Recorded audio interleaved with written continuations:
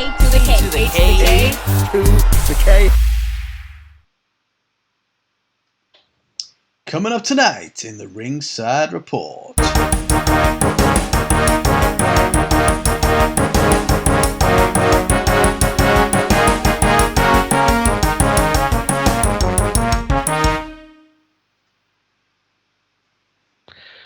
Shane McMahon will no longer be involved with WWE. We have Impact Wrestling introducing a new title belt. We have one Tony Khan reportedly stripping AEW's EVPs of creative control. We have WWE said to be very happy with Joe Gacy's new woke gimmick. We have Inside the Ropes' Kelly Mcintosh stepped down due to health issues. We have Toni Storm announcing her engagement to New Japan Pro Wrestling's Juice Robinson. We have former WWE star Ryan Sakota passing away at age 48, very sadly. We have King of the Ring set to return along with the Queen's Crown tournament. We have Alundra Blaze expressing an interest in moving into a managerial role in wrestling. And lastly, we have Johnny Gargano. Is he done with NXT? Who knows? All that coming up right fucking now. Carl, do you want to kick us off with the first one? Let's kick us off, man. Shane O'Mac himself. So, reportedly, he's no longer involved with the WWE. So, both Wrestling Inc. and Fightful are reporting that word going round is that Shane McMahon is no longer involved in any capacity with WWE. He is no longer under a contract, but WWE insists that he's still a WWE talent and under a deal. So yeah, it's a bit unclear at this time what that means in terms, of his future, his involvement with WWE, and whether we may see him again anytime soon. The Godfather recently stated that Shane owns a cannabis co-op in California, so he does have his hand in other businesses away from WWE.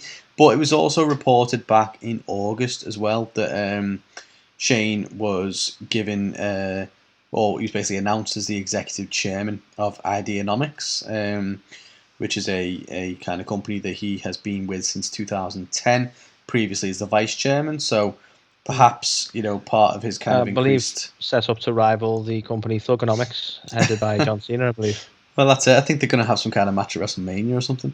But yeah, so obviously, we know Shane has always had an interest in pursuing other endeavours. We know he went to China a while ago and kind of tried to make some kind of video on demand kind of streaming service and stuff. Very successful over there before he came back in one of his most recent stints. So yeah, I think he's not really done much on TV at all. So he's probably kind of just like, well, yeah. I just assumed he was still underground. Well, yeah. Well, I mean, it's been happening this whole time. Dabba-Kato is still there. But yeah, obviously he did crop up, didn't he, with the Raw Underground and various authority angles. But yeah, interesting. We'll be seeing back again. It's mad that he, by all accounts, you would assume that he just wants to take over from Vince, and it's the family business, and he's going to get stuck in and kind of take it over one day. But he just doesn't seem to want to do that full time in any capacity, or if he does, not under the current way things are run. So yeah, Shane O'Mac. Will he be back? And the more they've got other interests, the more I'm starting to believe that WWE truly won't be a McMahon product eventually. No, you've mentioned Disney a few times. Well, that's it. I think stuff with Triple H getting the kind of blame for losing the the Wednesday Night War, if you want to call it that. That never happened. Well, yeah. So even like Triple H doesn't look like he's gonna have a massively long future potentially with them. Obviously, you've got Stephanie and Vince, but if they do decide to sell, then what is going to stop? What's going to make an executive go, well, we have to keep the McMahons? Nothing. So exactly. Interesting. Crazy times. Crazy thought. It is a crazy thought. And if you want to learn more fun facts about who's selling cannabis, apparently the Godfather's got the deets. He does. Who knew? Hit him up. That was like, I assume, is the Godfather good friends with Shane? That was a random fact he gave. I think he's just good friend with cannabis. So anyone who's got some anyway knows about it. Hey, who else sells cannabis? Him and RVD are tight. So yeah. You find out RVD and Godfather's dealer is Shane. Like, what a world we live in. Well, he's all about the money or all about the green. What was Raw Underground really? Hey man, you dab Kato on. You know, it's weird, isn't it? Because cannabis has still got that kind of stigma to it, where it's like, if you know it's a drug, you know, but it's like it's becoming more and more sort of common and obviously legal in the States, especially that like Shane. And it might not be the right statement here when I say legit businessman, because he's been a TV clown for a while as well. But you know, like a full on like business made out of it as well. It's like you can basically be a professional dealer now. I know they probably want to say deal, but it's mad, isn't it? Because like when we were kids, that was not something you could like do legally. Well, no, I think everything with this like CDB, was it CDB, CBD oil, whatever it is. CBD. You know, that's taken off, hasn't it? You know, I have literally no experience with it as a plant. I had it in a brownie, well, several brownies once. It was not a good time, so I don't have fond memories. But you know, apparently does wonders. I think it helps if you knew they were in the brownies. Well, yeah, and also you didn't drink about 10 beers beforehand. Because apparently, what I learnt after the fact is, what is it? Beer before grass, and you're on your ass. Grass before beer, and you're in the clear. So I had it the wrong way around. I'm going to need some verification from RVD on that one. Come on, bro, tell us. So yeah. Yeah, sorry, slight digression. So the next one, Carl, Impact are introducing a new title, and I'll be honest, I love the concept. Not overly thrilled on the name. So what they're looking to introduce is the hang on, what was the name? The Digital Media Impact Champion. That was it, the Digital Media Champion. So they're going to be looking at putting together a tournament, a single elimination tournament to decide on who will be the first ever Digital Media Champion. The idea being that this will be defended by all accounts across streaming platforms and digital medium in that way. Very akin to the television title from back in the day.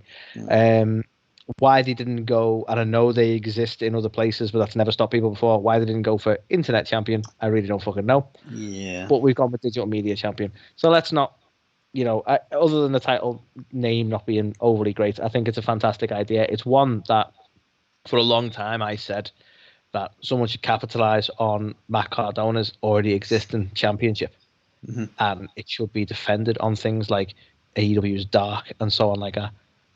That should have been a legit title, even if they used the Forbidden Door element, and it could be defended on any show because it's Matt's title. Do you know what I mean? Although I believe he's lost it now to someone. Can't remember who. Anyway, but my point being, like, I think this was an idea that needs to be capitalized on, and I'm glad Impact have done it. Again, social media champion sounds a bit shit, doesn't it? Like, I'm the king of Facebook. But yeah, all in all, I think it's a great idea.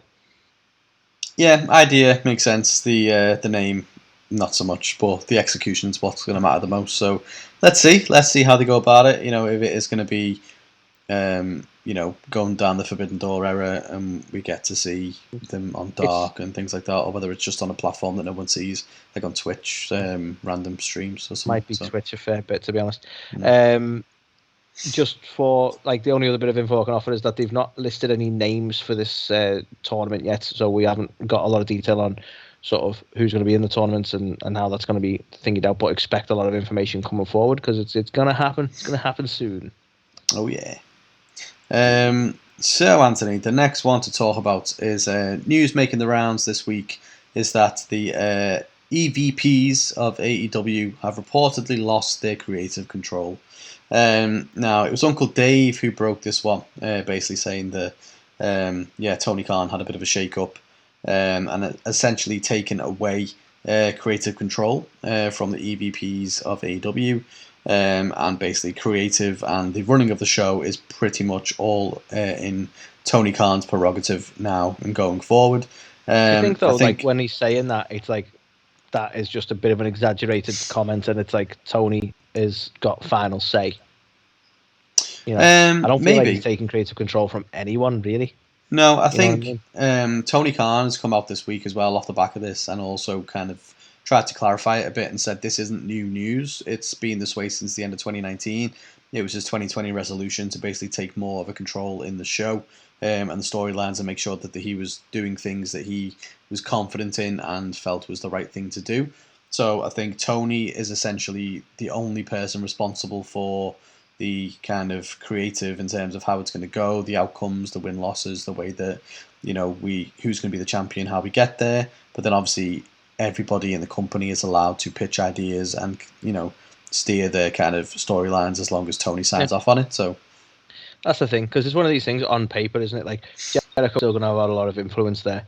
Yeah. Because I think, why wouldn't you trust Jericho? He's a legend in the business and one of the bigger reasons that the company thrived when it did. So. Yeah, I think if you remember, coincidentally around the end of 2019, start of 2020, there was a lot of stuff coming out around frustration from the likes of Jericho in terms of repetitive storylines and repetitive angles, and they'll come out and do their bit, and then the next minute someone else will come out and do pretty much the exact same segment.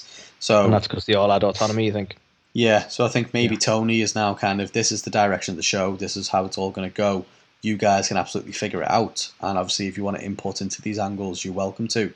But ultimately, the book stops with just Tony. Whereas I think previously it was like controlling the overall narrative, but they can input how that goes across, which seems to be working better, to be honest, because I feel like it's been a long time since we've had such. Here's like you say, here's a lot of parallel stuff, right, one after the other. Like that frustration from Jericho, I haven't seen in the show in a little while. In all fairness. No, I agree. And there's elements I miss from the older school kind of AEW shows, like the Inner Circle stuff with like the Flim Flam and like the weird little, like the Brady Bunch spin-off and stuff, whatever it was that they had, the Bubbly Bunch. Yeah, the Bubbly Bunch. So, there's stuff like that, which obviously I do miss, but there's no arguing. Well, yeah, there's no arguing it's a more kind of cohesive product at the moment in terms of you don't feel like you've just seen the same thing. You might not agree with everything, but you don't feel like you've just seen the same segment like 2 or 3 times on the same show. So, interesting one, but apparently this isn't new news. It's been the way since 2019. So, Uncle Dave just looking for clicks has, brought it back up again. As we all do, in a way. That's it. So, yeah, AEW EVPs no longer have creative control. What? Click our video to find out. What? So, yeah. All about the I think we should start doing that. Put half titles. Tony Khan strips. Yeah, WWE said to be very happy. Well, it doesn't work. Yeah. So, speaking of WWE said to be very happy, Carl, I'll move to the next one over. Joe Gacy's gimmick, which I give a lot of grief to, I think this week and last, has actually been very well received by WWE, by all accounts. And this isn't because WWE see anything in it or even give a shit what's happening, really, in some sense. It's the fact that it's caught the attention of the likes of Fox. And has been mentioned by that. Obviously, this has a lot of... this can drive controversy. So I believe Fox News has ended up mentioning the whole woke angle and this sort of gimmick and how it's bleeding over into wrestling and all this kind of stuff. And the reactionary element to it is what WWE have ended up loving about it. So I don't think the two. I hope that they have a long-term plan for this, but I just really fucking hate it. I don't like trying to play into something that's so toxic, if you know what I mean. Yeah. And I get it. We've tried to do stuff like this before. I know, but this whole this is a safe space and no one's going to cancel me, because they even tried this whole thing. And points for effort, I suppose, where WWE social media pulled something down that referred to Joe Gacy, and it was meant to be like a thing of he can suggest that he's being cancelled. Do you know what I mean? So it can feed into the gimmick. I just think it's like when you consider people like the whole cancelling people unnecessarily has become like a really difficult topic at the minute. He looks at the likes of, and again, I'm not going to get into it because that's not what we're going to be about. But like the whole Johnny Depp stuff, for instance, and all that. This is like potentially like career ruining, life ruining for a lot of people. So trying to make it a story and a gimmick, it just doesn't. I don't like it. It doesn't work for me. But no. WWE do, and that's all that matters. Yeah, I mean, even like closer to home with John Cena, obviously there was a big movement to cancel John Cena because he made some comments that, he felt a certain wrestler wasn't a good wrestler. Thing. And it was like... And that was pretty much all he said. The trouble is like finding that line, like, because we started out with some really serious shit, like the Bill Cosby stuff and stuff like that. Shit like that needed addressing. Like, I'm not saying there's not a place for this kind of thing where, stuff needs to... Like, that was horrendous and he'd never really sort of been caught out for it. And like over this side, I don't know, some people probably still defend Cosby because I don't know. I've not looked into it, but apparently still debatable or whatever. But like, look on our side on the BBC and like the amount of executives and higher ups and on-screen talent who would just suddenly like all this shit came out about them that they got away with for decades, and you go, that shit was real and that shit needed to happen, right? Or the speaking out movements in wrestling, that shit was real and that needed to happen. But when you get to a point now, it's like, well, this guy said something on social media that I didn't like 10 years ago. Yeah. Well, okay, let's get the guns out then. Fuck them. It's just ridiculous. And it's got to a point of ridiculousness. And has it got to a point that it's so ridiculous that you now need to parody it in wrestling? No, I don't. I feel like this. I don't know. It's stupid. In a world, I use TV and wrestling as escapism. So when you're dragged into stuff like that, you go, "Oh, for fuck's sake!" In a world where you're meant to have free speech, it's now detrimental to you, your livelihood, your career, if the opinion you have does not, coincide with the bulk of everyone else's opinion. So yeah. Well, it's honestly like the new James Bond has come out, and then you get people going, and it literally there's been Tuesday, oh, I find this like really offensive, and I was like, well, don't watch it then. Yeah. I mean, we will all, and again, it's a massive sidebar, but we always quote the likes of Ricky Gervais on this, don't we? The whole. I love Ricky's take on it with the Twitter thing. Well, yeah, and it's like there's a whole Twitter thing where it's like going into your town centre and seeing a flyer on the wall for free guitar lessons, and you're going, I don't fucking want guitar lessons, and it's like, well, just, and it's then ringing the number and just going, I don't fucking want them, and it's like, well. All right, it's probably not. It's not for you then. Just walk past the flyer, right? It's unreal. It's unreal. Like I get, like again, there's levels here, and I think this is the trouble. No one can really define the line, because at what point is it offensive enough that you need to do something about it, and at what point is it just it offends you and you need to just not be a part of it? Like things like films and stuff. Like you either like the film or you don't. Yeah.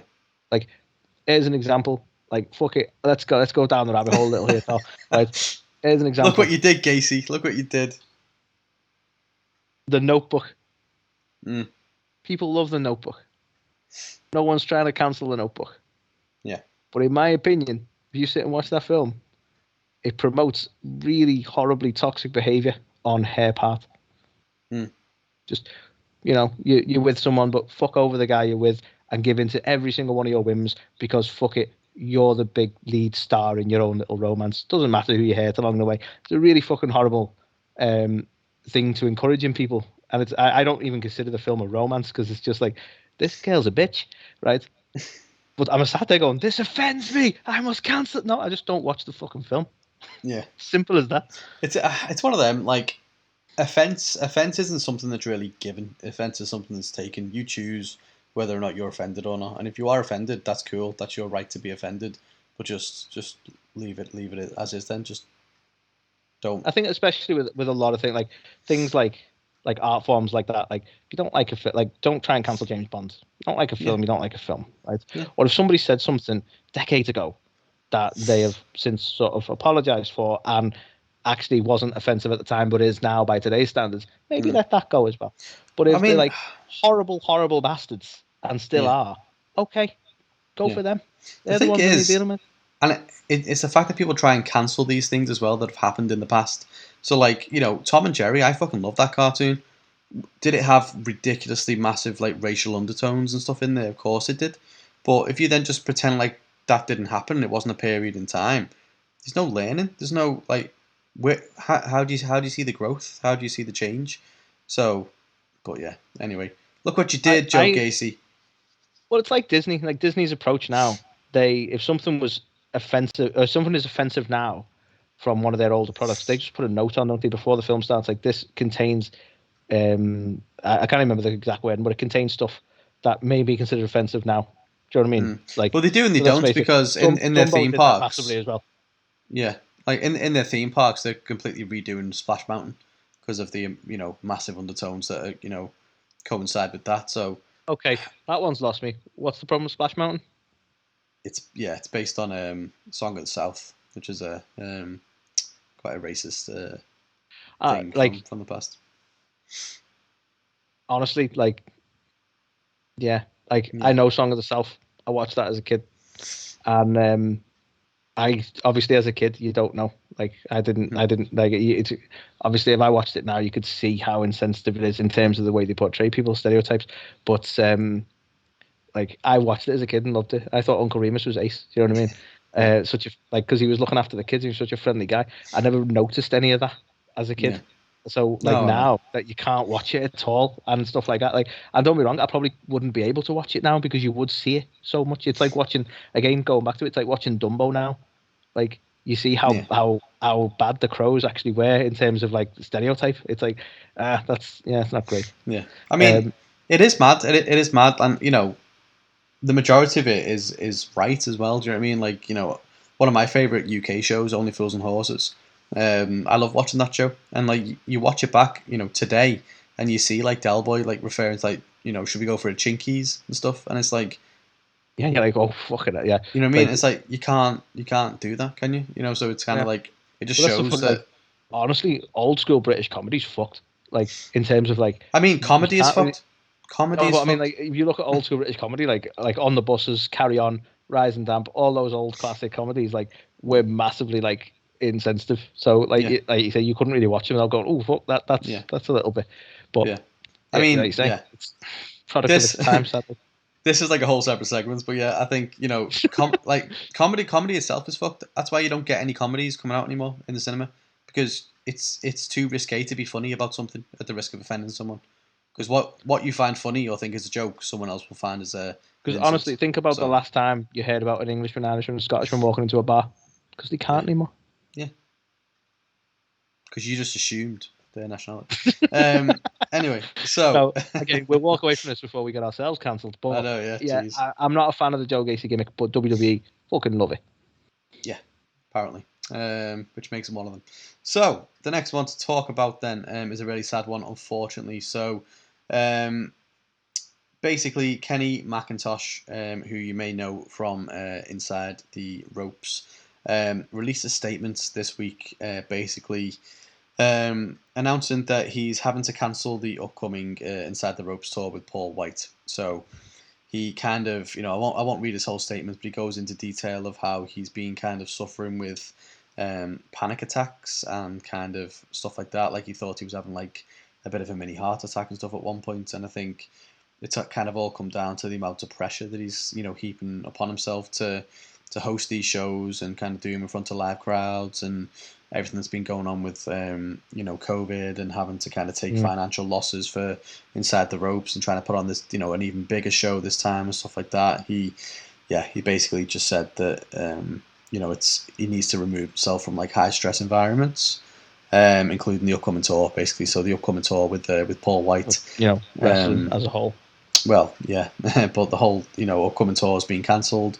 But yeah, just, you know, a massively, you know, really sad thing to read. I think anybody who's seen anything from Inside the Ropes knows that, you know, Kenny's fantastic at what he does, and obviously the shows that they put on are fantastic as well. And, you know, I think it's kind of a crazy thing because, like, you go, it's such a relief that it wasn't a heart attack, but then you go, it's actually really scary that he's put himself under that much pressure that he's like that it's manifested in that way. So like, you know, like you say, he's from what I know of him anyway, he seems like a really awesome guy, and hopefully he gets the break he needs, and hopefully he comes back because, you know, he have some time away. You don't know what's going to happen there, do you? Do you know what I mean? But yeah, I think it's one of them. Obviously, the bigger you try and go, and the more you try and do, and the more, you know, the bigger names and stuff you get, and the bigger crowds and stuff. It start, you know, public speaking and things like that. Anyone who's ever had to do it knows, like, no matter how good you think you are at it, every time you get on that stage,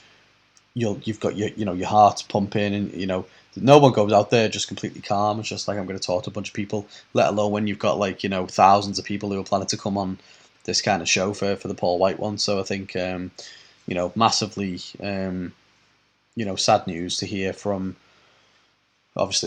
Kenny, but I think the important thing is that he kind of has a bit of a break and gets himself back, you know, back into a good state, and hopefully we will see him back again, and hopefully they'll kind of bring the tour back maybe the following year in 2022, and you know, I'd like to hope that Kenny is feeling a bit better by then, and hopefully he can still be a part of it. But yeah, I think he's doing the right thing. Mental health, especially in today's world, and through the way everyone has been kind of almost forced to reflect on that sort of thing during COVID. He's doing the exact right thing. You need to look after yourself, and No, definitely. you need to consider your mental health. And for so long, it's people kind of dismiss mental health almost, don't they? You go, well, it's not, you're not like, again, you're not had a heart attack and you straight away you're like, oh, that's a relief. But at the end of the day, mental health is still a very important thing, and he does need to look after himself. So. No, definitely. And I think, the added pressure of him now thinking he's let a lot of people down by having to cancel the tour and having to refund all the tickets, and, to a company that has like struggled during the pandemic and stuff, like that's only going to add more, pressure and sadness and stuff to him anyway. So I think, it's the right thing for him. So therefore, we just need to accept it. And, Paul White will come back maybe in the future next year. And, hopefully they can put it on and he'll be in a better, space at that time. So, but yeah, obviously we wish him all the best and hope to see him again soon. Indeed. So, Carl, moving on as best we can. So, bit of good news for Toni Storm, bit of bad news for people who fancy Toni Storm. She announced this week that in a Twitter, I want to say Twitter, I'm going to say social media because I wasn't sure which platform she used. She puts up, pop the champagne, I'm changing my last name, and a nice little picture of her and her fiance, Juice Robinson, who will be known for any New Japan Pro Wrestling fans. So they got engaged, Carl, so she's going to be Mrs. Robinson. Hey, here's to you. I also found it quite. I don't know if you got this connection, but I found it funny because she said, "I'm changing my last name." My head went straight to, so her name's going to be Toni Robinson, who is a famous actor in the UK, famously in Blackadder. So that tickled me as well. If she starts to shorten it and become Tony Robbins, then start giving out advice and shit as well. Then you never know. But congratulations to the pair of them. Made up for them both. Yeah, definitely. I think they showed some kind of picture like a while ago of them after getting together and kind of moving in together and stuff like that. So nice to see that obviously they are still together. They're getting married now, and even though we haven't really seen much of Tony on the main roster, unfortunately, criminal as it might be, hopefully she finds her feet on the main roster, and obviously fantastic news. And by all accounts, I haven't really seen much of Juice, but I hear good things as well. So yeah, hopefully the pair of them go on to do great in the future, and congratulations on the engagement. Indeed.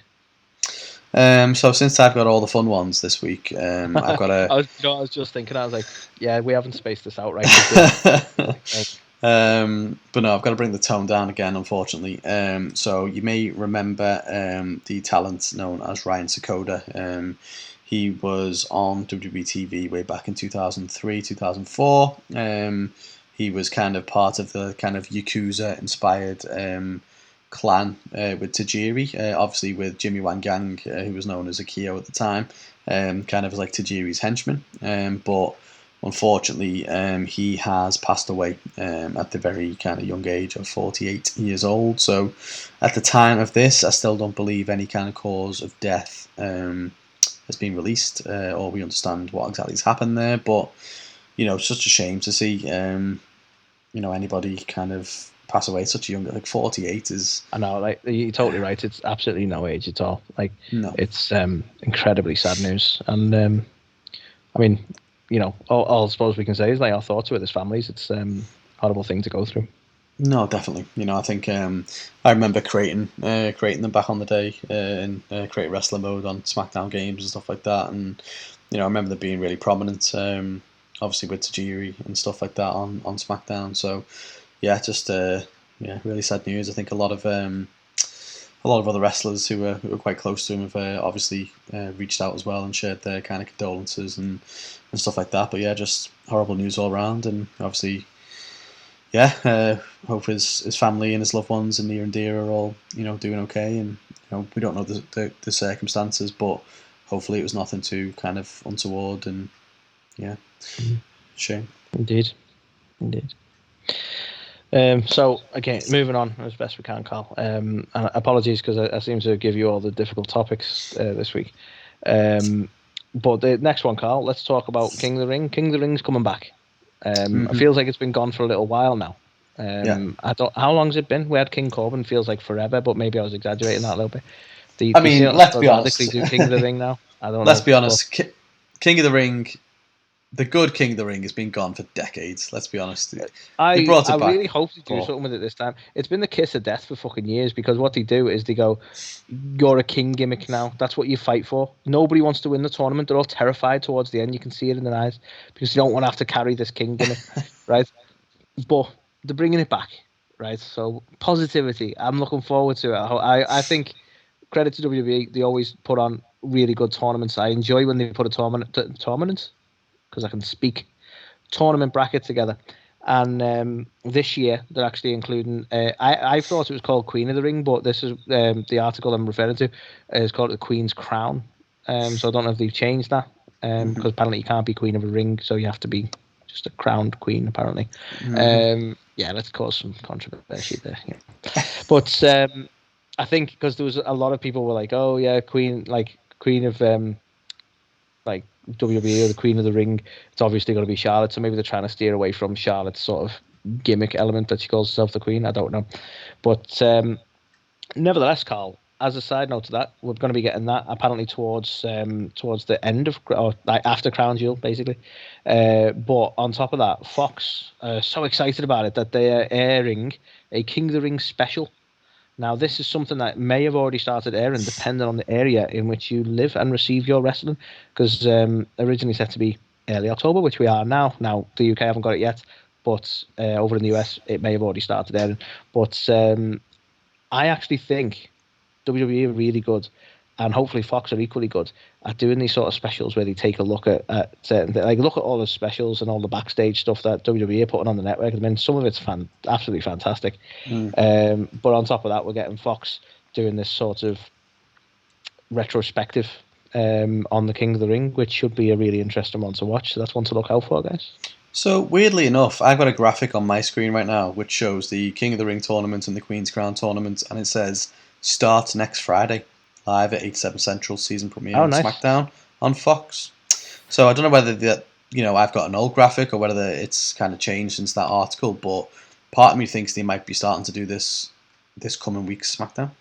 No, it makes a bit of sense because they've mentioned it around Crown Jewel, but I don't know if they're going to try and close it towards the end of Crown Jewel or ultimately hold the final after Crown Jewel. I weren't too sure on how they're going to finish it, but obviously the tournament needs to start building, so it makes a bit of sense, that, to be fair. Yeah. So yeah, no, I think it's interesting. Everyone knows I'm a fucking huge fan of the King of the Ring tournament, and I think, it's a long time coming to have a women's version of that as well. Part of me thinks these should be pay-per-views. I honestly do believe that. It's fine to have the preliminary kind of matches or like the opening brackets on TV, but for me, the beauty of the King of the Ring is on the same night having to, have all these matches and everyone's beat down. Well, and yeah, that makes some of the challenge, doesn't it? It's I totally agree with you, and I think it's baffling that you can have pay-per-views such as Hell in a Cell and stuff like that, and yet Extreme Rules and a tournament, a thing that lends no itself, Extreme Rules. King of the Ring lends itself to being a pay-per-view, and you don't go with that one. It's crazy. Yeah, no, it's baffling. I think this is an opportunity to have a men's and a women's like separate pay-per-views, to have tournament-style pay-per-views. But yeah, it's back, and anyone who knows, I've clamoured for this for a long time to bring it back. But let's see. I think to your point, it could be the kiss of death. It could be, well, okay, now we've got fucking. I'm hopeful. King Gable. That they're not.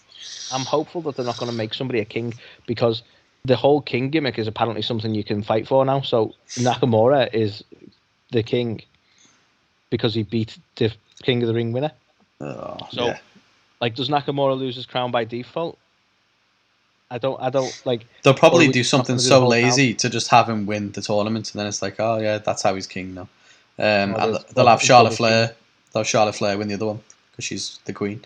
Just writes itself. Everything's sorted, yeah. But yeah, no, I think, joking aside, I'm happy that they're bringing it back. I'm not happy that it's on TV. I'd love it to be a pay-per-view, but let's see what happens. I don't have high hopes because, let's be honest, the last few King of the Rings have sucked. But the fact we've got a women's version now and they're bringing it back, I'm optimistic, but I'm not hopeful. So let's see. Words of George Michael, gotta have faith.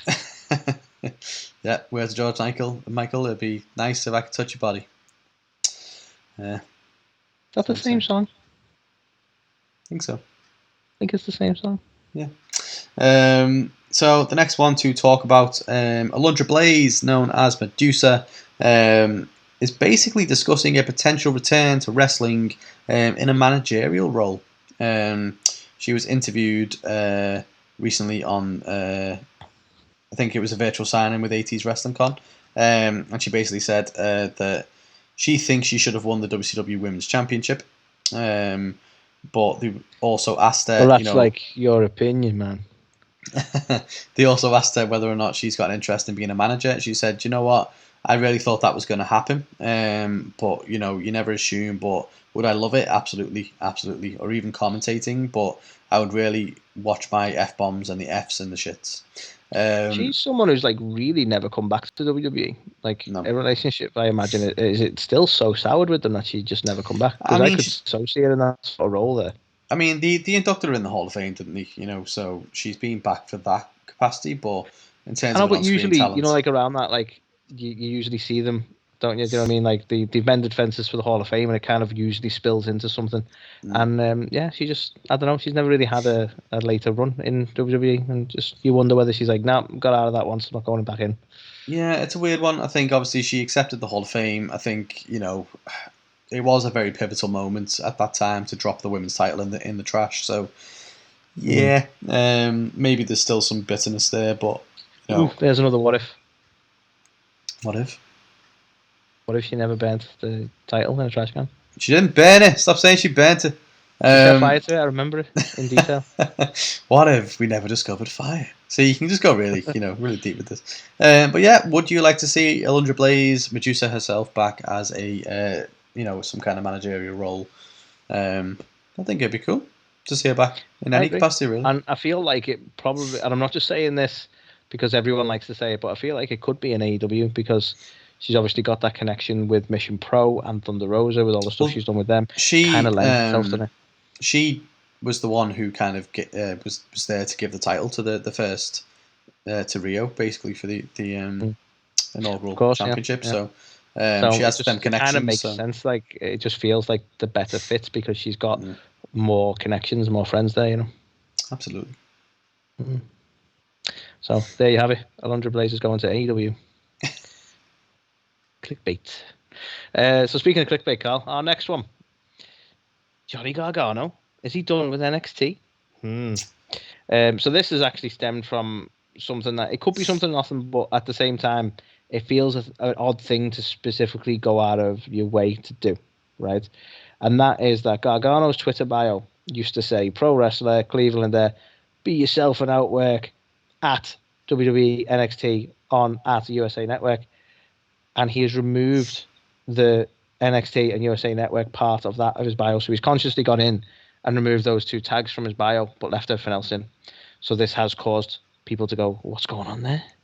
And I think in this case, while it is still rumor mill stuff, it does seem a bit odd that he specifically, because you would think like, just leave it be, or you wouldn't think to change it, to consciously go out of your way to change it makes you think something is happening. Something's happening, Carl. Get your tinfoil hat on. Part of me thinks, does that mean he's getting a call up as part of the draft? I'm thinking call up. I'm actually quietly hoping call up because I really don't want Gargano anywhere near AEW. And I feel like that would be like, that seems to be a thing at the minute. They leave and they go to AEW, right? With people who are super popular in NXT. Just feels that way at the minute. Like I'm expecting Bronson Reed any minute now. I'm terrified of who this Joker's going to be. I'll be honest with you, but joking aside, I'm not one of these guys who's like, oh, all ex WWE. Like it's not. It's a really well fleshed out roster. I just feel like Gargano for me, I've never really been massive on the guy, so it's a personal preference. I don't really want to see him in AEW. I would sooner see him come up to the main roster and do a bit of work there, and maybe then I'll enjoy him more. I don't know. He is similar to Adam Cole for me. I never really enjoyed Adam Cole in NXT. I do really enjoy him in AEW. So it's one of them. Gargano is an indie darling. People love him. He is Johnny Wrestling. Has he shown that on NXT? No. Could he show it in AEW? I mean, one of his 20 matches he had with Tommaso was good. I'm sure one of them must have been alright, right? Yeah. Could he show it in AEW? Maybe. But to your point, do I want to see him there? Probably not. So who knows? But I think he hasn't renegotiated his contract. That's the thing, and that's another element to the rumor mill. His contract's actually due up on December the 3rd, and as of September the 13th, random number, I guess, when the last checked, he had not entered into negotiations, so he could have done since, but it seems likely that is he going to let that expire, and then it'll be a similar thing to the likes of Bryan and Cole, where you're letting it expire, so there's no non-compete, so he could just literally come December rock up in another promotion. That is very true. Which would be interesting. Also of note, Candice Larae, as her contract is expiring sometime in 2022, and I believe they're expecting their first child. So she's going to be having some time off screen anyway. But it makes you wonder: is she going to renew her contract, or are they both going to set sail to pastures new? It's an interesting I feel like one. I may have mixed two different analogies there because you can't set sail to a pasture, but whatever. Yeah, it works. But yeah, all remains to be seen, I think. It is definitely a weird decision for him to remove that from his bio just randomly, but let's see. If he doesn't rock up on any of the main rosters in the next kind of 2 weeks, then maybe it's like, well, okay, maybe he is going somewhere. You think the timing would have been quite nice given the whole draft stuff, but apparently, it wasn't because of that, because the draft is nearly done now. And NXT got no one, but they got loads of people taken off him. What's that about? Oh, yeah. As is tradition. We'll talk about that. We'll talk about that next week. But yeah, Anthony, that was it. That was the final one. That was all the news, rumours, and happy haps going on this week on the Ringside Report. We will be talking what if, Anthony, this week we'll be talking what if the Montreal Screwjob never happened? How would history have changed? What would the repercussions could have been? So we'll be jumping on that right after you have heard from the one and only Griff Garrison. This is Griff Garrison, and you're listening to A2theK. A2theK. A2theK.